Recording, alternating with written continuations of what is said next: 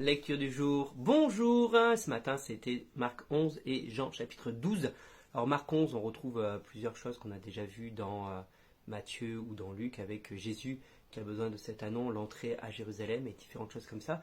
Et ce qui attire mon attention ce matin, c'est l'histoire avec le figuier, où Jésus ne trouve pas de fruits, alors que ce n'est quand même pas la saison. C'est ça qui est intéressant. Il ne trouve pas de fruits, il va maudire le figuier et le figuier va sécher. Je pense bien sûr qu'il y avait une leçon derrière à tirer, plusieurs leçons. Je pense que en fait avec Jésus, quand on est avec lui dans son royaume, on est censé porter du fruit en permanence. Il n'y a pas de saison pour porter du fruit, on doit en porter toujours. D'ailleurs, il est parlé d'un arbre dans l'Apocalypse qui se trouve dans la Nouvelle Jérusalem qui porte du fruit 12 fois dans l'année.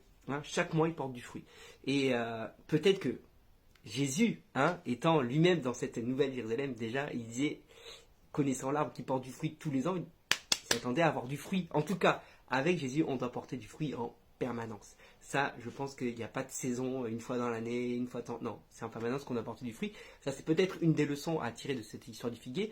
La deuxième, bien sûr, c'est la foi qu'il veut enseigner à ses disciples par rapport au fait qu'il a prononcé une parole et cette parole s'est accomplie. Et c'est important de réaliser qu'aussi qu'il a parlé une parole de bénédiction et que ça a maudit le figuier, que le figuier a séché et que nous devons faire aussi paroles que nous prononçons parce qu'elles ont du poids, elles ont de la force, elles ont un impact. Quand tu maudis les gens, quand tu es énervé, quand tu es en colère et que tu prononces des paroles de mort, ce sont des paroles qui ont un impact dans la vie spirituelle. Et donc attention à ce que nous disons, aussi bien contre nous-mêmes aussi. Ouais, je suis nul, oh, je suis un bon à rien, oh. Arrête de prononcer ces paroles-là parce qu'elles ont un effet. Tout a été créé par la parole.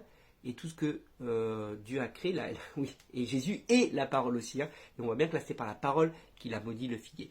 Et les disciples vont lui dire, mais comment c'est possible? Et là, Jésus enchaîne en disant, mais si vous aviez la foi, juste un petit peu, alors vous diriez à cette montagne de se déplacer, de se jeter dans la mer, et alors elle se jetterait dans la mer. Et la suite est intéressante aussi, parce que voilà, quand vous priez, demandez à Dieu et croyez que vous l'avez déjà reçu.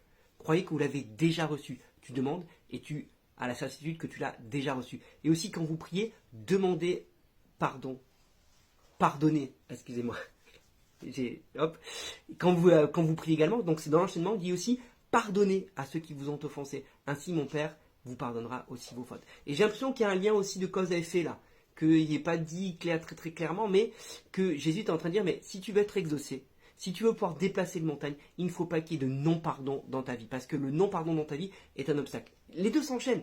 Si tu veux pouvoir déplacer les montagnes, crois que tu as déjà reçu. Et aussi, demande pardon. Demande aussi pardon à ceux qui t'ont offensé. Pardonne ceux qui t'ont offensé. Et on voit que le pardon est une clé aussi pour débloquer la foi. Alors peut-être que tu demandes des choses depuis très longtemps, que tu n'as jamais vu cette montagne se déplacer. Et peut-être que tu as de non-pardon. Peut-être qu'il y a des personnes à qui tu dois pardonner encore aujourd'hui, encore ce matin, et c'est peut-être ça qui fait obstacle à ta foi. Il y aurait encore énormément de choses à dire sur la femme qui vient verser du parfum, et Jésus qui dit, vous aurez toujours les pauvres avec vous. Et moi, c'est une parole qui m'a souvent interpellé, parce qu'on voit que dans la société actuelle, depuis longtemps, on essaye d'éradiquer la pauvreté.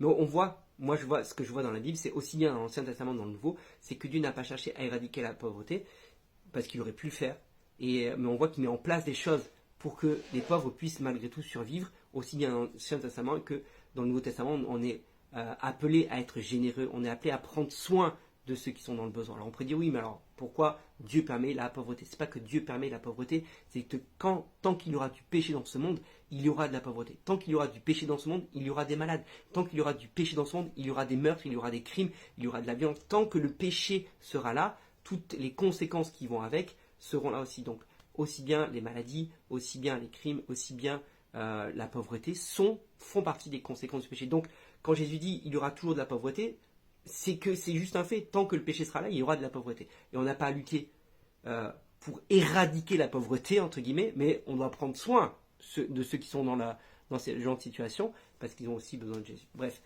voilà moi ce que je retiens. Il y aurait encore d'autres choses à dire, mais toi, dis-moi ce que tu as retenu sur ces deux chapitres-là, et je te souhaite une bonne journée.